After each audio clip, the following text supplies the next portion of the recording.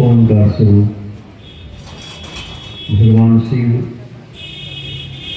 एवं आदिशक्ति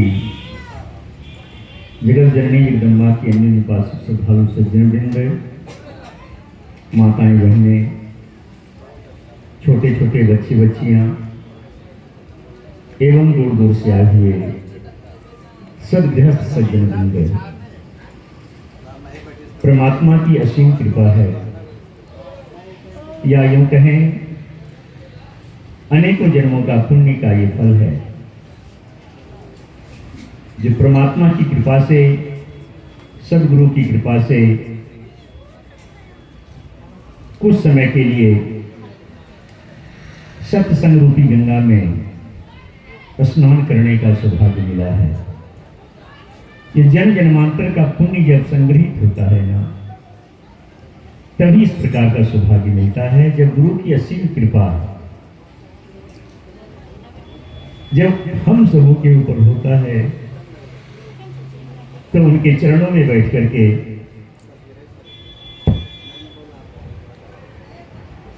उनके कृपा प्रसाद से हमें ये मानव तन किस प्रकार से सफल होगा,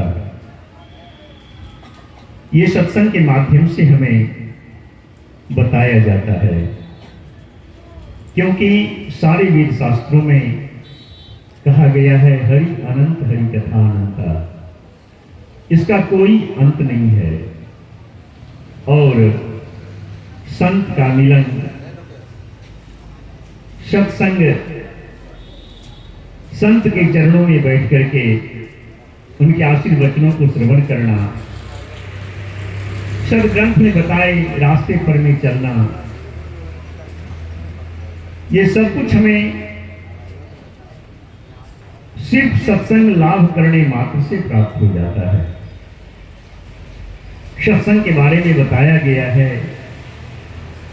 जो सत्संग हमारे लिए क्यों आवश्यक है, क्योंकि सत्संग ही एक ऐसा साधारण सा रास्ता है, सरल रास्ता है, जिससे हमें ये मानव तन, मैं कौन हूं, मैं कहां से आया हूं, किस लिए आया हूं, हमें किस प्रकार से इस मानव तन को सफल बनाना है, ये सारी बातों की जानकारी सत्संग स्थल में बैठ करके एकाग्रचित्त होकर के सत्संग श्रवण करने मात्र से प्राप्त हो जाता है। और सत्संग में बताए गए जो भी कथानक वेद शास्त्रों के माध्यम से जो हमें बताई जाती है, उसका कुछ अंश भी अगर हम अपने जीवन में उतार लेते हैं तो ये मानव जीवन, जिसे हम एक सामान्य जीवन बना करके फिर यहां से चल देते हैं, ये जीवन का कोई महत्व ही नहीं समझ पाते हैं। शास्त्रों में कहा गया है, जीवो ब्रह्म सदैवाहम नात्र कार्या विचारणा, जीवो ब्रह्म सदैवाहम नात्र कार्या विचारणा, यानी जीव सदा से ही ब्रह्म है, इसमें किसी प्रकार का संशय, किसी प्रकार का विचारणा करना ही नहीं चाहिए कि जीव ब्रह्म है या नहीं है। उपनिषद कहता, वेद कहता है, लेकिन हम यहां आकर के एक पशुवत जीवन जी करके यहां से चले जाते हैं। 84 लाख के बाद ये मानव तन प्राप्त होता है।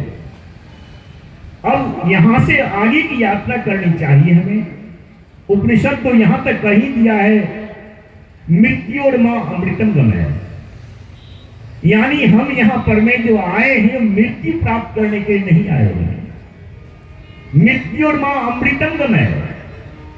हम मृत्यु से अब मृत्यु की ओर की यात्रा करने के लिए यहां आए हैं। हमारी मृत्यु नहीं हो,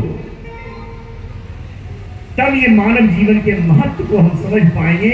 इसके लिए बस एक ही सरल रास्ता है और वो है सत्संग। इसीलिए जब हमें इस बात की जानकारी मिल जाए कहीं पर भी, किन्हीं का भी, चाहे किसी मत का हो, किसी पंथ का हो, किसी संप्रदाय का हो, अगर भगवान की कहीं कथा हो रही है हमें वहां अवश्य समय निकाल करके जाना चाहिए। और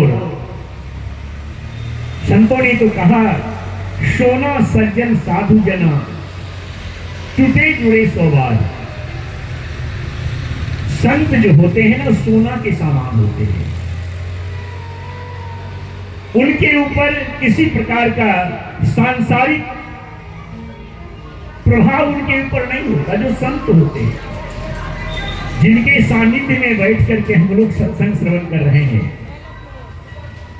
सदगुरु महाराज के चरणों में बैठ करके हम सत्संग लाभ कर रहे हैं, ये कितना महान दर्शन इन्होंने दे करके हमें सही रास्ते दिखा करके हम आज उनके चरणों में बैठ करके हम सत्संग श्रवण करते हैं।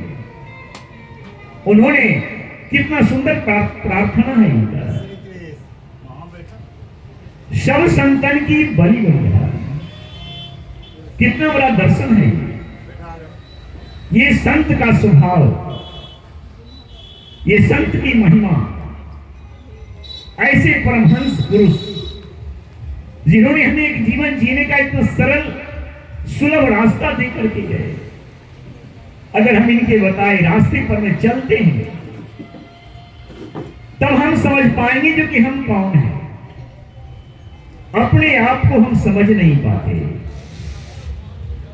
और हम संसार को क्या सुधार पाएंगे।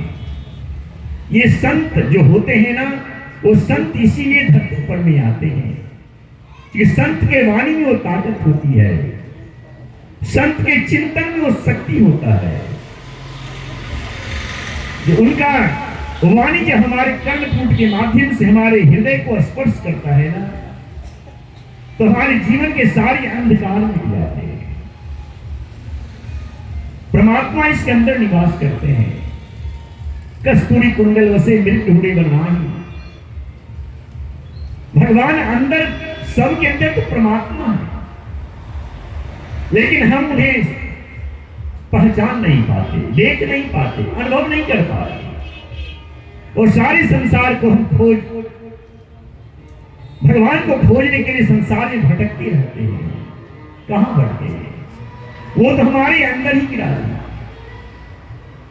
जिस दिन हमारा ये अंदर का वो चक्षु खुल जाएगा सत्संग श्रवण करते करते, उस दिन हमारा ये जीवन सार्थक हो जाएगा। यहां आना मेरा सार्थक हो जाएगा। फिर हमारी मृत्यु नहीं होगी। मृत्यु और मां अमृतम गमय परिषद का ये वाणी तब समझ में आती है। समय परमात्मा की कृपा से बहुत ही कम मिला है। कार्यक्रम हमारे जीवन में बहुत बड़ा बदलाव लाता है। अगर सही में हम श्रोता बन करके भगवान की कथा में अगर हम दत्तचित्त होकर के श्रवण करते हैं तो, क्योंकि शरीर, तन और मन ये भगवान के चरणों में जब तक हमारा दोनों लगा हुआ नहीं होगा, शरीर हमारा यहां है और मन कहीं और भटक रहा है, तो फिर सत्संग लाभ में नहीं मिल पाता।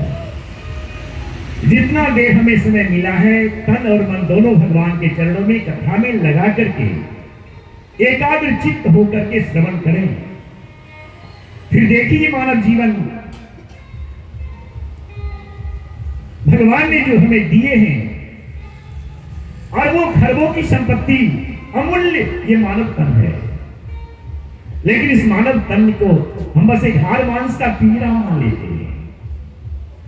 60 साल, 70 साल, 80 साल बस यहां आकर के और शमशान में जाकर के इसका इतिहास समाप्त हो जाता है। नहीं, हम यहां आए हैं, ये हमारा अंतिम जन्म होना चाहिए, फिर मां के गर्भ में हमें नहीं जाना चाहिए। ऐसा कर्म करना है यहां, जो फिर जाने के बाद ये पंचभूत शरीर पंचभूत में जाकर के मिल जाए। लेकिन जब तक ये धरती और आकाश नहीं, तब तक ले हमारा यश, हमारा कीर्ति लोगों को एक प्रेरणा देती रहे, सही रास्ता दिखा। तो महापुरुष तो जिंदा है ना। सदगुरु महाराज जिनके चरणों में बैठ करके लाखों लाख आदमी देश विदेश में परम ज्ञान प्राप्त करता है, क्या वो यहां से विदा नहीं? नहीं, उन्होंने ऐसा रास्ता चुना जिस रास्ते पर वे चल के अजर अमर बन गए। और उनके बताए रास्ते पर अगर हम चलेंगे तो क्या हम अजर अमर नहीं बन सकते? जरूर बनेंगे। तो ये विवेक, जब तक ये विवेक हमारा जागृत नहीं होगा, तब तक ये मानव जीवन का महत्व हम नहीं समझ पाएंगे। और जहां पर में भगवान की कथा होती है ना, जहां पर में सत्संग होता है, सत्य का संग होता है, जहां पर में अच्छे कर्म होते हैं,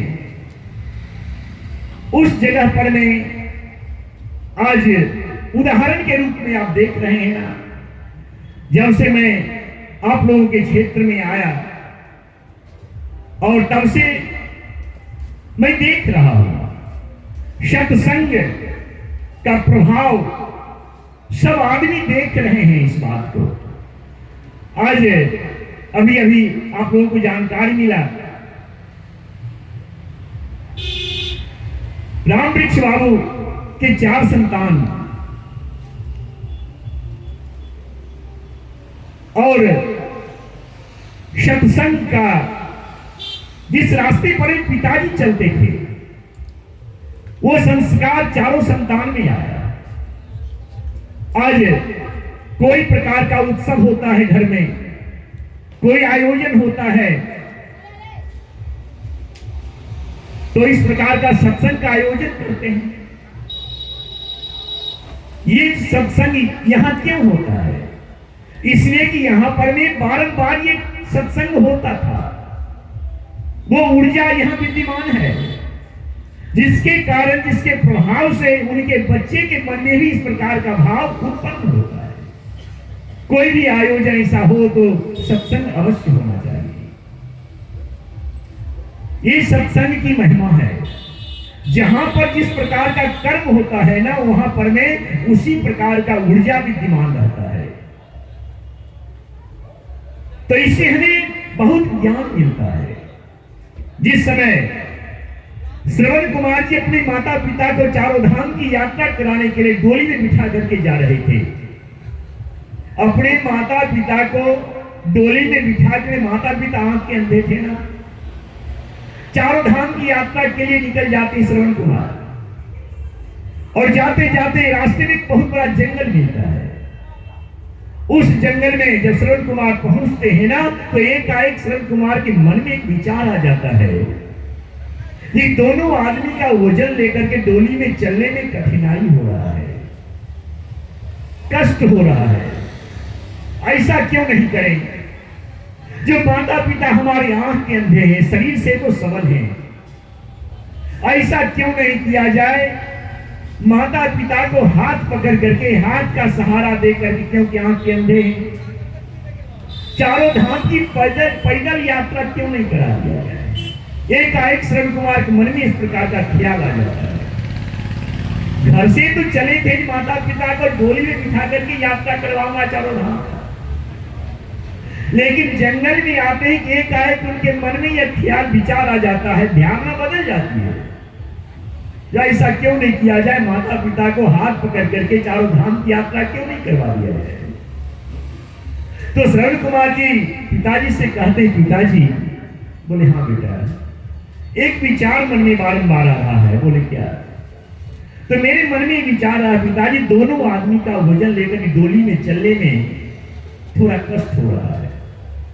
पिताजी ऐसा क्यों नहीं किया जाए जो दोनों आदमी का हाथ का सहारा देकर, हाथ पकड़ करके चारों धाम पैदल यात्रा क्यों नहीं करा जाए?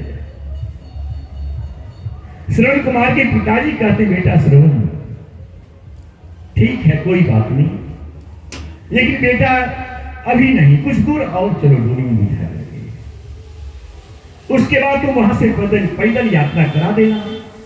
बोले ठीक है पिताजी। श्रवण कुमार लेकर के पिताजी को आगे चल दिए। जाते जाते चलते जा रहे हैं, फिर विस्मृत हो गया, भूल गए जो यहां से पिताजी को पैदल यात्रा करवाना है। कुछ दूर के बाद श्रवण कुमार के पिताजी कहते, बेटा श्रवण। बोले हाँ पिताजी। तो बेटा तुमने कहा था पिताजी दोनों आदमी का वजन लेकर चलने में कष्ट हो रहा है, पैदल यात्रा करा देने के लिए, तो बेटा यहां से तुम हमें पैदल यात्रा करा सकते हो, हम दोनों आदमी को पैदल ही चारों धाम की यात्रा करा दो बेटा। जब ये बात पिताजी के मुख से निकला तो श्रवण कुमार आत्मग्लानि से भर जाते। एकाएक उनको लगा कि ये मैं क्या बोल दिया, ऐसा शब्द मेरे मुख से कैसे निकल गया? हमारे माता पिता आंख के अंधे हैं, पैदल चलेंगे ठोकर लगेगा, पांव में कंकर गड़ेगा, कांटा गड़ेगा, हमारे माता पिता को कितना कष्ट होगा। ऐसा दुर्बुद्धि दुर्विचार हमारे मन में क्यों आ गया? पश्चाताप आत्मग्लानि से भर जाते श्रवण कुमार। श्रवण कुमार कहते हैं पिताजी क्षमा करें, पिताजी इस प्रकार का दुर्विचार हमारे मन में क्यों आया? घर से तो चले थे यह सोच करके पिताजी को डोली में बिठा करके चारों धाम की यात्रा करा, लेकिन एकाएक हमारे मन में इस प्रकार का विक्षेप क्यों आ गया? पिताजी आप कृपा करके स्पष्ट कर दें, ऐसा विचार हमारे मन में क्यों आया एकाएक? श्रवण कुमार के पिताजी कहते, बेटा श्रवण, इसमें तुम्हारा कुछ भी गलती नहीं है। तो पिताजी हमारे मन में ऐसा विचार क्यों आया जो यहां से पैदल यात्रा करा दे? पिताजी कहते, बेटा श्रवण, जिस जगह पर में तुम्हारे मुख से ये शब्द निकला था या तुमको जब अनुभूति होने लगा था, क्योंकि यहां से पिताजी माताजी को पैदल ही यात्रा करा देने के लिए, उस जगह पर में आज से हजारों वर्ष पहले, बेटा इसमें तुम्हारा गलती नहीं है कुछ, जहां पर तुम्हारे मन में इस प्रकार का विचार आया था, उस जगह पर में आज से हजारों वर्ष पहले एक मई नाम का राक्षस रहता था। वो घोर तपस्या करके भगवान से अजर अमर होने का वरदान प्राप्त कर लिया। जब वरदान मिल गया उस मई नाम का राक्षस को, अपने आप अजर अमर समझ गया, जब हमें कोई मार ही नहीं सकता, तो अपने शक्ति का परीक्षण करने के लिए वो मई नाम का राक्षस उसी जगह पर में वो अपने पिता के ऊपर आक्रमण कर दिया था, और उसके द्वारा उसके पिता का हत्या हो गया था। मई नाम का राक्षस उस जगह पर में अपने पिता का हत्या कर दिया था। एक पुत्र के द्वारा पिता का हत्या हुआ था वहां पर में, शने हजारों वर्ष बीत गया, लेकिन जिस जगह पर में पुत्र के द्वारा पिता का हत्या हुआ था, उस जगह पर में हजारों वर्ष के बाद भी उसी प्रकार का निगेटिव ऊर्जा, नकारात्मक ऊर्जा, एक पुत्र के द्वारा पिता का हत्या हुआ था, वो ऊर्जा उस जगह पर में आज तक विद्यमान है। एक पुत्र के द्वारा पिता का हत्या हुआ था, इसलिए बेटा तुम्हारे मन में हत्या करने का विचार तो नहीं आया है, लेकिन इतना प्रभाव तुम्हारे ऊपर भी पड़ ही गया जो यहां से पिताजी को माताजी को पैदल याद है। इसीलिए बेटा मैंने तुमसे कहा था बेटा कुछ दूर और चलो, फिर वहां से पैदल चलाना, क्योंकि मैं समझ रहा था जब इस ऊर्जा क्षेत्र से तुम बाहर चला जाएगा तुम्हें पश्चाताप होगा। और अब जहां पर तुम्हारे मन में यह पश्चाताप हो रहा है, हमारे मुख से ऐसा शब्द क्यों निकल गया है, अब उस प्रकार के ऊर्जा क्षेत्र से तुम बाहर निकल गए हो। यहां पर भी उसका ऊर्जा वो नहीं, निगेटिव गलती नहीं है, वहां पर भी पुत्र के द्वारा पिता का हत्या हुआ था, इसी के तुम्हारे मन में इस प्रकार का विचार आया। ये छोटी सी कहानी हमें कितना बड़ा उपदेश देता है, कितना बड़ा दर्शन मिलता है। यानी जिस जगह पर में जिस प्रकार का कर्म होता है, चाहे समय कितना भी निकल जाए, उस जगह पर में उसी प्रकार का ऊर्जा हजारों हजार वर्ष तक विद्यमान रहता है। आज इस घर में रामवृक्ष बाबू के द्वारा सत्संग भजन ध्यान होते रहता था, जिसका प्रभाव आज उनका उत्तराधिकारी उनके पुत्र के मन में यह विचार आता है जो कि नहीं, कोई भी आयोजन कोई प्रयोजन हो तो उस अवसर पर में सत्संग अवश्य होना चाहिए।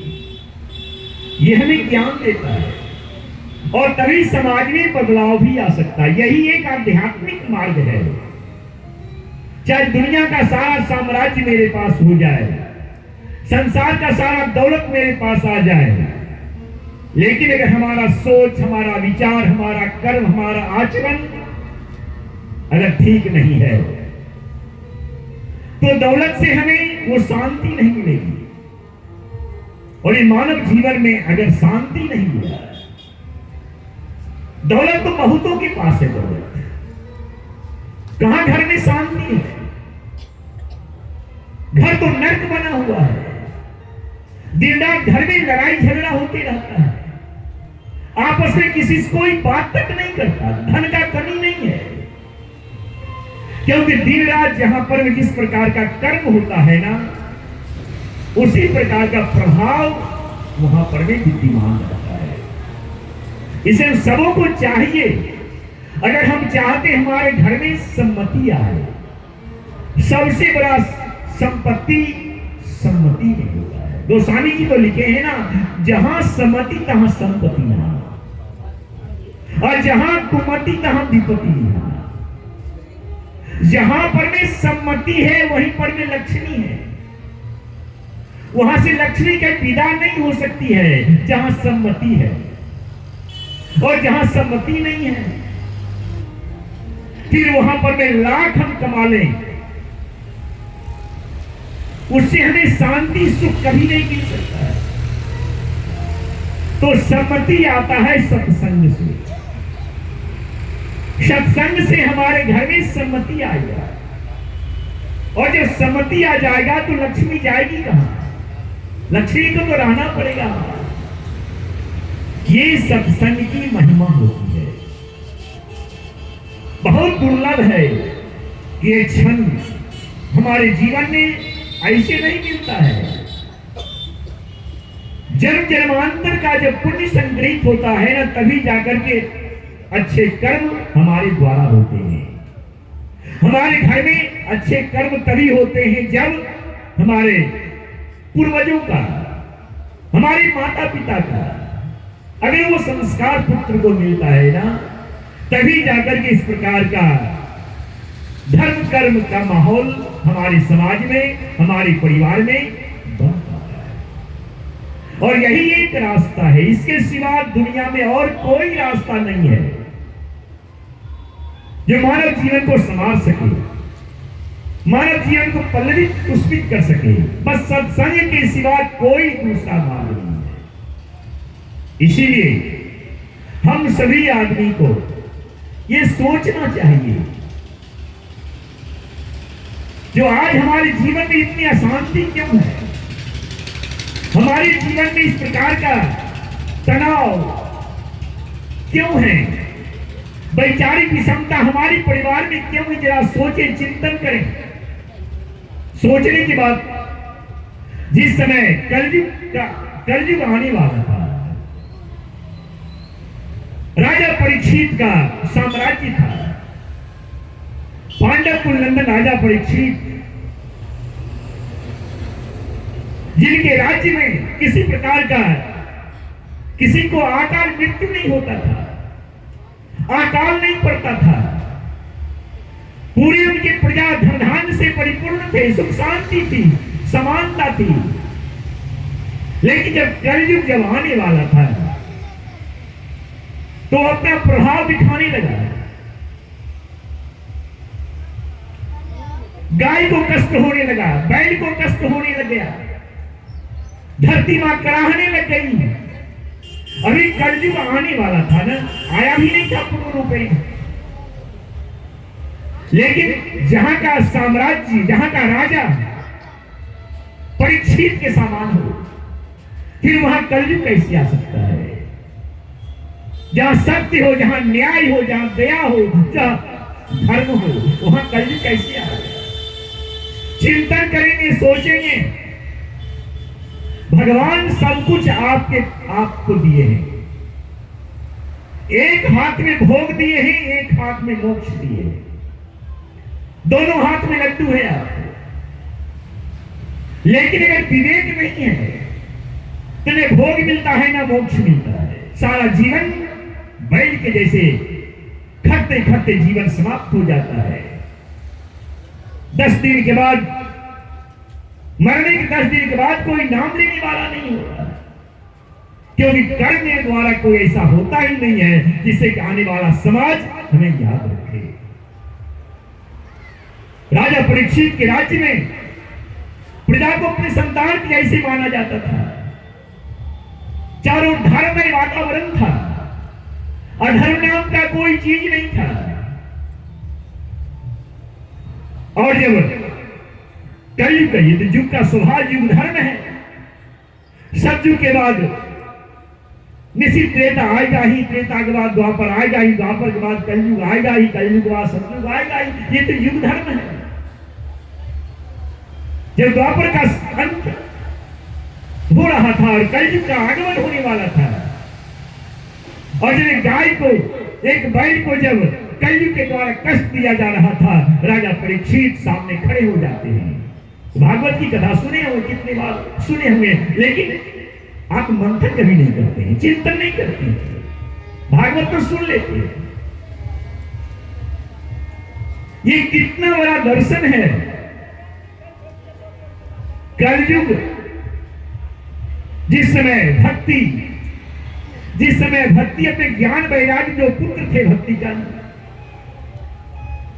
भक्ति जवान, माता जवान है, और ज्ञान और वैराग्य दोनों जीर्ण अवस्था में था। जब नारद जी आते हैं भक्ति के सामने, तो भक्ति कहती है, नारद जी, इतने पांडव कुल के भूषण राजा परीक्षित ने कलयुग को आने क्यों दिया? जिस युग में ज्ञान और वैराग्य नाम का कोई चीज ही नहीं है, किसी के अंदर ना ज्ञान है ना वैराग्य है, राजा परीक्षित ने इसे आने क्यों दिया?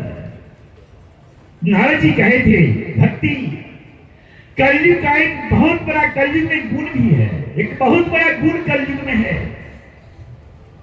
सतयुग त्रेता द्वापर में बड़े बड़े यज्ञ करने से, दान करने से, अनुष्ठान करने से जो फल मिलता था ना, वो कलयुग में मात्र, कलयुग केवल नाम आधार। कलयुग में सबसे आसान भगवान का नाम लेना, नाम संकीर्तन। भगवान का नाम कलयुग से भवसागर पार होने का एक सरल मार्ग है। सिर्फ भगवान नाम का गुणानुवाद करना, उनके नाम का, ये सबसे बड़ा गुण कलयुग का है। ध्यान से सुनिएगा। जब कलयुग राजा परीक्षित से कह रहे हैं जो कि राजन, मैं तो आऊंगा, मेरा समय हो रहा है, लेकिन मैं जहां जहां भी जाता हूं रास्ता बनाता हूं अपना पांव पसारने का, वहां वहां आपका यश, आपका कीर्ति, आपका नाम सुन करके मैं भयभीत हो जाता हूं, तो मैं कैसे प्रवेश करूं आपके राज्य में। लेकिन राजन, ये युग धर्म है, मेरा आना निश्चित है, तो मैं आपसे युद्ध तो नहीं कर सकता, लेकिन मैं आपसे आग्रह कर रहा हूं, जो हमें अपने राज्य में आने का रास्ता दे, रास्ता दे। तो राजा परीक्षित, भागवत में सुने हुए कितने बार सभी आदमी, राजा परीक्षित कलयुग को आने के लिए 4 रास्ता देते हैं। ये तुम्हारे लिए 4 जगह मैं निश्चित करता हूं। हमारे राज्य में अगर तुमको प्रवेश करना है तो इसी 4 जगह पर में सिमट करके रहना होगा तुझे। राजा परीक्षित कहते हैं, वो 4 जगह कौन था? राजा परीक्षित कलयुग कहता, राजन आप बताएं, आप हमें कौन कौन जगह दिए हैं जहां से मैं अपने आप को आगे प्रसारित कर सकूं। तो राजा परीक्षित कहते हैं, सबसे पहला जगह है जहां पर में लोग बैठ करके मदिरा का पान करेंगे, सुरा पान करेंगे, नशा का सेवन करेंगे। जिस जगह पर भी नशा का सेवन होगा, मदिरा लोग पान करेंगे जहां बैठ करके, कलयुग ये तुम्हारा पहला स्थान होगा। तुम वहीं पर में रहोगे जहां पर में लोग बैठ करके मदिरा का पान करेंगे। बोले दूसरा स्थान, राजा परीक्षित कहते हैं, कलयुग दूसरा स्थान जहां पर में लोग बैठ करके जुआ खेलेंगे, जहां बैठ के लोग जुआ खेलेंगे ना, दूसरा जगह आने का, रहने का मैं वही दे रहा हूं जहां पर में लोग बैठ करके जुआ इत्यादि खेलेंगे, वहां कलयुग रहेगा, वहां तुम रहोगे। बोले तीसरा स्थान, बोले तीसरा स्थान जहां पर में जीव हिंसा किया जाएगा, जहां पर में हत्या होगा, वो तीसरा स्थान मैं तुझे वो देता हूं जहां पर में लोग जीव हिंसा करेंगे, जीवों का हत्या करेंगे, वहां पर में कलयुग तुम्हारा तीसरा स्थान होगा। बोले चौथा स्थान, तो चौथा स्थान स्त्री संग, यानी जहां पर में लोग वैश्यावृत्ति करेंगे, अपने नियम धर्म को त्याग करके जैसे होगा वैसे स्त्री गमन करेंगे, उस जगह पर मैं चौथा स्थान में तुझे देता हूं। ये 4 स्थान राजा परीक्षित के द्वारा कलयुग को निर्धारित किया गया था। ध्यान से सुनिएगा। तब राजा परीक्षित से कलयुग कहता, राजन आपके दिया गया मैं 4 स्थान को स्वीकार करता हूं, लेकिन मेरा एक विनम्र प्रार्थना है राजन। बोले क्या है? तो ये 4 स्थान तो अपवित्र है, 4 स्थान तो पवित्र आपने लेकर के दिया हमें रहने के लिए, फिर भी मैं रहने के लिए तैयार हूं। लेकिन राजन मैं भी कलयुग हूं, मैं हमारे अंदर भी कुछ गुण है, अच्छाई है, क्योंकि कलयुग में सिर्फ भगवान के नाम लेने मात्र से वो फल लोगों को मिल जाएगा जो फल बड़े बड़े दान यज्ञ करने में मिलता था। अन्य युग में वो फल कलयुग में सिर्फ भगवान के नाम लेने मात्र से मिल जाएगा। मेरा भी कुछ ऐसा प्रभाव गुण है, इसलिए राजन मैं हाथ जोड़ करके प्रार्थना करता हूं, कोई एक स्थान तो हमें ऐसा दीजिए, शुभ स्थान, पवित्र स्थान, जहां हमें भी सम्मान मिले। ये 4 जगह तो पवित्र है, एक पवित्र स्थान की कामना करता हूं राजन। तो राजा परीक्षित बहुत सोचते हैं, क्योंकि एक गुण तो इसमें बहुत बड़ा गुण है कलयुग में ना, तुर्यम वस्तु गोविंदम तुभ्यमेव समर्पयेत्। जो भगवान के चरणों में अपने आप को समर्पण कर देता है, भगवान उसके जन्म जन्मांतर के सारे प्रारब्ध को मिटा देते हैं, समाप्त कर देते हैं, उसे नया जीवन दान मिल जाता है क्योंकि हम लोग बचपन से सुनते आए हैं, उल्टा नाम जपत जगी जाना वाल्मीकि भई ब्रह्म समान। जो समर्पण कर देता है ना, वो चाहे कितने बड़े पापी क्यों नहीं हो, कितना बड़ा दुराचारी क्यों नहीं हो, लेकिन जो अपने आप को उनके चरणों में समर्पण कर दिया, प्रभु मैं अपने आप को समर्पण कर रहा हूं, जो कुछ भी हमारे द्वारा जाने अनजाने जो कुछ भी हुआ, प्रभु मैं अब आगे जीवन में फिर मैं उस रास्ते पर कभी नहीं चलूंगा, मैं आपका शरण ग्रहण करता हूं। अगर ये समर्पण की भावना आ जाती है ना, तो जन्म जन्मांतर ये प्रारब्ध समाप्त हो जाते, जैसे वाल्मीकि जी का हो गया। ये कलयुग का बहुत बड़ा गुण है। तब राजा परीक्षित सोचने लगते हैं कि कोई स्थान को देना चाहिए इसे पवित्र स्थान। तब राजा परीक्षित क्या कहते हैं कि जाओ कलयुग, अगर तुमने पवित्र स्थान मांगा तो एक स्थान मैं तुझे और देता हूं पवित्र स्थान, और वो स्थान होगा सोना दौलत। सोना में तुम्हारा वास होगा। सोना का मतलब जहां पर भी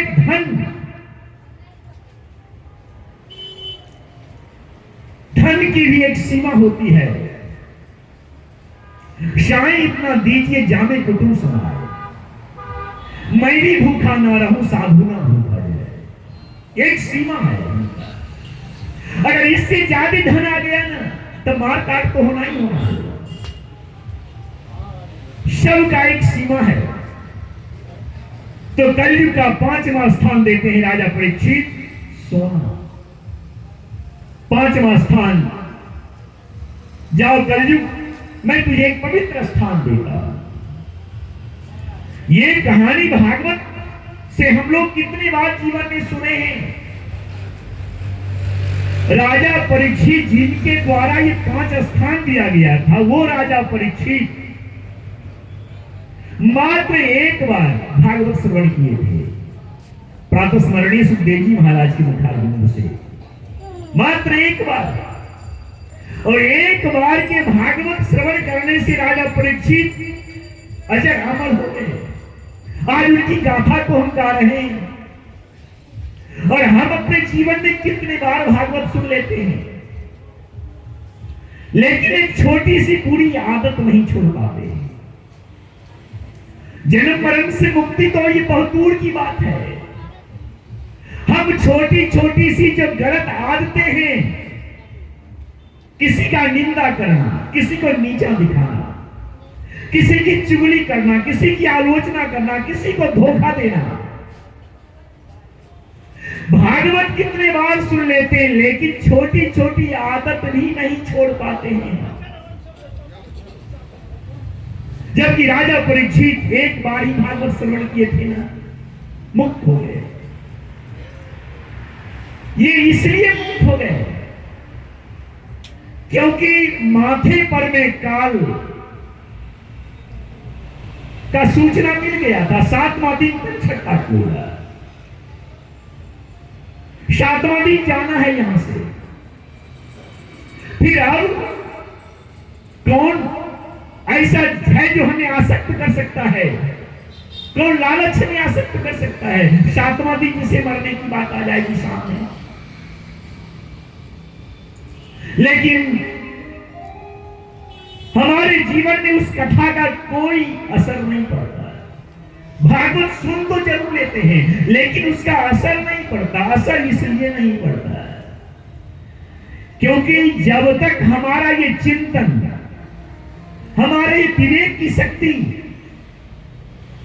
का स्तर जब तक इतना ऊंचा नहीं होगा, जो भागवत जिन्होंने लिखा, व्यास जी महाराज के द्वारा जो भागवत लिखा गया, वो लिखने का उनका जो सोच था, जब तक हमारा चिंतन उतना ऊंचा नहीं जाएगा तब तक ये भागवत श्रवण करने से हमारे जीवन में कुछ भी बदलाव, कुछ भी परिवर्तन नहीं आ सकता है। ये तो संपूर्ण समाधि भाषा में भागवत लिखा गया है ना। लेकिन समाधि भाषा हम क्या समझ पाएंगे? हमारे जैसे एक साधारण सा जो दिन रात काम, क्रोध, लोभ, मोह, मद, मत्सर इस घृणा द्वेष में जीता हो वो इंसान वो दर्शन को क्या समझ पाएगा? मेरे भाई, सुखदेव जी महाराज के द्वारा भागवत राजा परीक्षित को सुनाया गया है, क्योंकि 7वां दिन तक्षक काट लेगा। हम लोगों के मन में बस ये बात बैठ गया है जो कि राजा परीक्षित श्रापित थे। श्रृंगी ऋषि ने श्राप दे दिया था क्योंकि समीक ऋषि उनके पिता का अपमान किए थे राजा परीक्षित। ये कहानी सुन लेते हैं, इसीलिए हमारे जीवन में इसका कोई असर नहीं। हमको लगता है ये तो परीक्षित की कहानी है, नहीं भाई। व्यास जी का ये चिंतन था जो कि आने वाला कल जो इसे श्रवण करेंगे, जो इसे पढ़ेंगे, उनको इसके द्वारा ये ज्ञान मिलेगा कि सारे मनुष्य जितने भी प्राणी धरती पर में है ना, वो सभी प्राणी मात्र 7 दिन की आयु लेकर के ही इस धरती पर में आए। 7 दिन। वो राजा परीक्षित तो एक निमित्त मात्र है, वो तो सांकेतिक शब्द है। इसके द्वारा हर मनुष्य को यदि ज्ञान प्राप्त करना चाहिए भागवत से, तो हम जितने भी मनुष्य हैं मात्र 7 दिन की ही आयु लेकर के आए हैं। कोई भी मनुष्य यह नहीं कह सकता जो कि हम 8 दिन 9 दिन ये 100 साल बचे हैं, क्योंकि सप्ताह का मात्र 7 दिन ही होता है और इसी 7 दिन में किसी एक दिन हमारी मृत्यु होगी। शनिवार से लेकर के रविवार के बीच किसी एक दिन हमारी मृत्यु हो जाएगी। अर्थात हम जितने प्राणी हैं सभी प्राणी मात्र 7 दिन की आयु लेकर के आए। 7वां दिन सबको मरना है। अगर ये बात हमारे दिमाग में आ जाए तो कहां चोरी कर पाएंगे, कहां किसी का अपमान कर पाएंगे, कहां किसी को धोखा दे पाएंगे, कहां किसी से छल कर पाएंगे, कहां किसी का हत्या कर पाएंगे? क्योंकि 7वां दिन जब जाना ही है तो एक कलंक लेकर के मरने से क्या आएगा। तब तो हम राजा परीक्षित के जैसे, जब सुखदेव जी महाराज राजा परीक्षित को सुना रहे थे ना भागवत, 4 दिन और 4 रात जब हो गया लगातार, 1 मिनट का विराम नहीं कथा लिया था। अभी तो भागवत होती है, कहीं भागवत नहीं होता। वैसे तो हर शहर में जाइए ना तो 5 भागवताचार्य का बैनर लगा मिलेगा, तो हर शहर हर जगह भागवत होता है। 4 घंटा भागवत में 3 घंटा भजन कीर्तन होता है, 3 घंटा भजन कीर्तन होता है और 1 घंटा अगर कहीं से कोई प्रसंग अगर सुना देते हैं तो सुन लेते हैं लोग। ये 7 दिन जो राजा परीक्षित को सुनाया गया था, सुखदेव जी महाराज जो सुनाए थे भागवत में, 7 दिन और 7 रात। 1 मिनट के लिए, 1 सेकेंड के लिए कथा विराम नहीं लिया था, लगातार कथा होती रहा।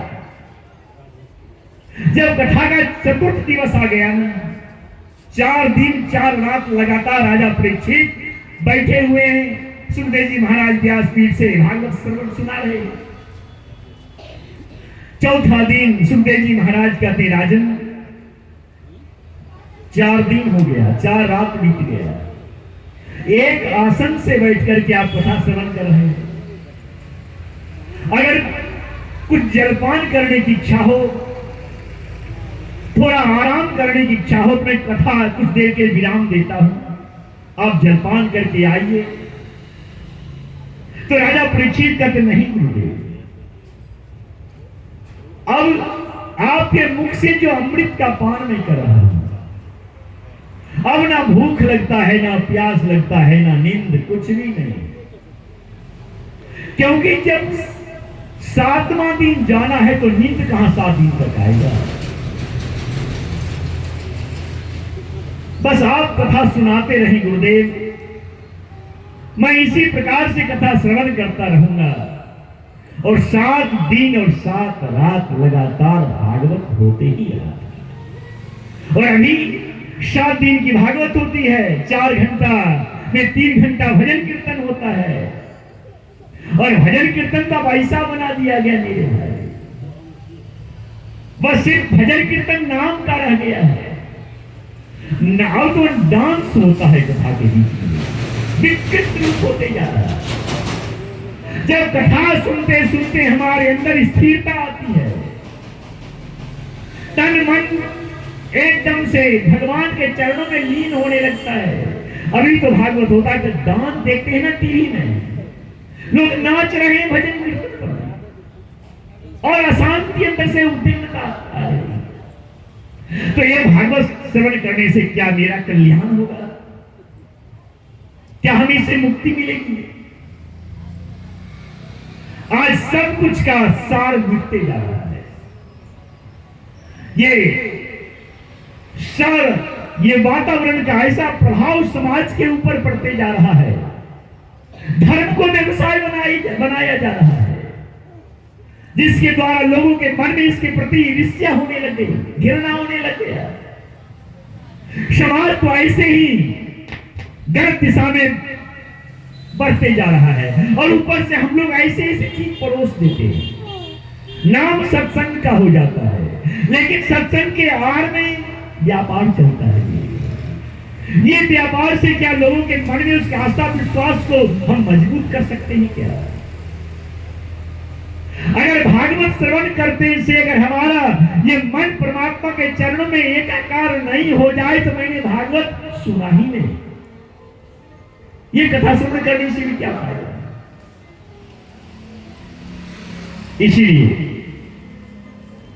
मैं जो समय मिला है मेरे पास, यह 2-3 घंटा का कार्यक्रम, वैसे तो मैं बस आपके प्रेम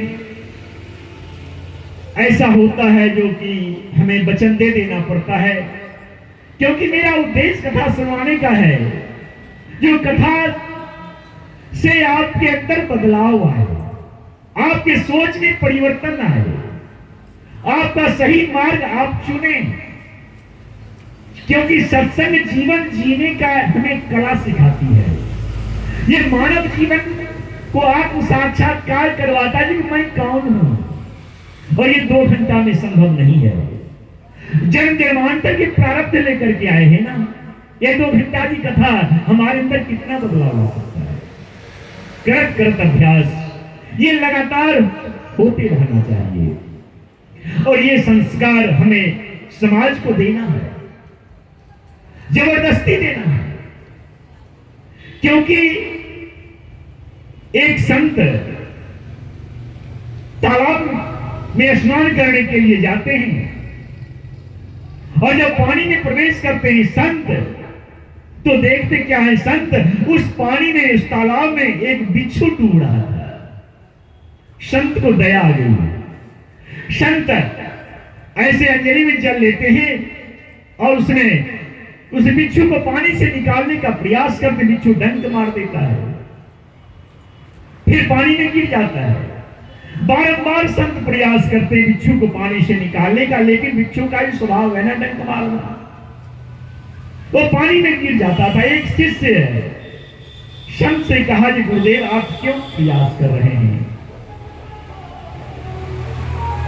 बारंबार डंक मारने से आपके शरीर में जहर फैल जाएगा, आप छोड़ दीजिए। संत बोले नहीं, जब ये दुष्ट अपना डंक मारना जब नहीं छोड़ सकता है, तो मैं संत अपना धर्म को मैं कैसे छोड़ दूं? संत का धर्म ही होता है उसका समाज का कल्याण करना, उसका उद्धार करना। अगर वो अपना दुष्टता नहीं समाप्त कर सकता तो मैं अपनी सज्जनता कैसे समाप्त करूं? मैं उसे निकालने का प्रयास करता रहूंगा। उसे डंक मारना है तो मारते रहो। इसलिए संत को अपने रास्ते पर भी अपना काम करते रहना चाहिए। कौन क्या सोच रहा है नहीं सोच रहा, उसका काम है सोचना। हमारा काम है गुरुदेव की वाणी को समाज तक पहुंचाना। समाज उसे जिस रूप में ले, उसका धर्म है, उसका कर्म है, वो जाने। जब तक हमारे सोच में यह बदलाव नहीं आएगा, जब तक हर घर में सत्संग आरंभ नहीं हो जाएगा, हर घर में धर्म कर्म आरंभ नहीं हो जाएगा, तब तक ये प्रयास लगातार चलते रहना चाहिए। तो मैं आपको यह बताने का प्रयास कर रहा हूं श्रीमद् भागवत महापुराण के माध्यम से। मैंने कहा आपके हाथ में भोग और मोक्ष दोनों है। एक हाथ में भोग, एक हाथ में मोक्ष। अब इसका उपयोग हम कैसे करें? राजा परीक्षित के द्वारा कलयुग को 5 स्थान दिया गया ना। वो 5 स्थान के सिवा छठा स्थान कलयुग का है ही नहीं। ध्यान से सुनिए, मैं यही बात आपको बताना चाह रहा था। राजा परीक्षित ने कलयुग को रहने के लिए 5 स्थान दिया। जहां पर में जुआ खेला जाता है, जहां पर में दारू पिया जाता है, जहां पर में वैश्यावृत्ति किया जाता है, और जहां पर में बैठ करके जीव हिंसा किया जाता है, और 5वां स्थान है सोना यानी दौलत। ये 5 स्थान के सिवा छठा स्थान में कलयुग टिक नहीं सकता है, टिक नहीं सकता है।